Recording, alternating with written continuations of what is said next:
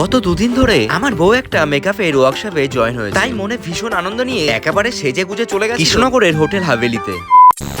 তখন বাজে ঘড়ি কাটায় সকাল 8টা। ও আমার সকাল সকাল ঘুম থেকে উঠে বাড়ির সমস্ত কাজকর্ম সেরে শুরু করে দিয়েছিল সাজগোজ। মোটামুটি 1 ঘন্টার মধ্যে রেডি হয়ে আমরা বেরিয়ে পড়েছিলাম আমাদের বিনগর স্টেশনে যাওয়ার জন্য। স্টেশনে আসতে আসতে উঠে পড়েছিলাম ট্রেনে। এরপর পৌঁছে গেছিলাম কৃষ্ণনগর। থেকে কৃষ্ণনগর যেতে আমাদের লেগেছিল মাত্র 20 মিনিট। তারপর ওখান থেকে সোজা আমাদের ডেস্টিনেশন হোটেল হাভেলিতে। আমার বউ আজকে ভীষণ এক্সাইটেড, তার কারণ জীবনে প্রথমবার কোনো মেকআপের ওয়ার্কশপে আজ জয়েন করছে। এদিকে আমার বউ যেমন ছিল ভীষণ এক্সাইটেড, তার পাশাপাশি ভীষণ কিন্তু নার্ভাসও ছিল। ওই যে একটাই কারণ, একদম ফার্স্ট টাইম ওয়ার্কশপ জয়েন করলো। আমি তো হোটেল হাভেলি পর্যন্ত বউকে পৌঁছে দিলাম, তারপর আর আমি ভেতরে প্রবেশ করিনি, কারণ আমি তো আর মেকআপ আর্টিস্ট নই। এখানে আসার পর আমার বউ কি কি দেখেছিল, কি কি শিখেছিল, নিজেই আজ তোমাদের সাথে শেয়ার করবে। তাহলে চলো তোমরা দেখতে থাকো। পরকে বাইরে বসিয়ে ভেতরে তো আমি চলে এসেছিলাম, আর এখানে ভেতরে আসতেই প্রথমে আমার চোখে যেটা পড়লো একটা গণেশ ঠাকুরের মূর্তি। তাই প্রথমেই গণেশ ঠাকুরকে প্রণাম করে নিলাম, আর প্রণাম করতে করতে মনে মনে বললাম আমার ভেতরের ভয় যেন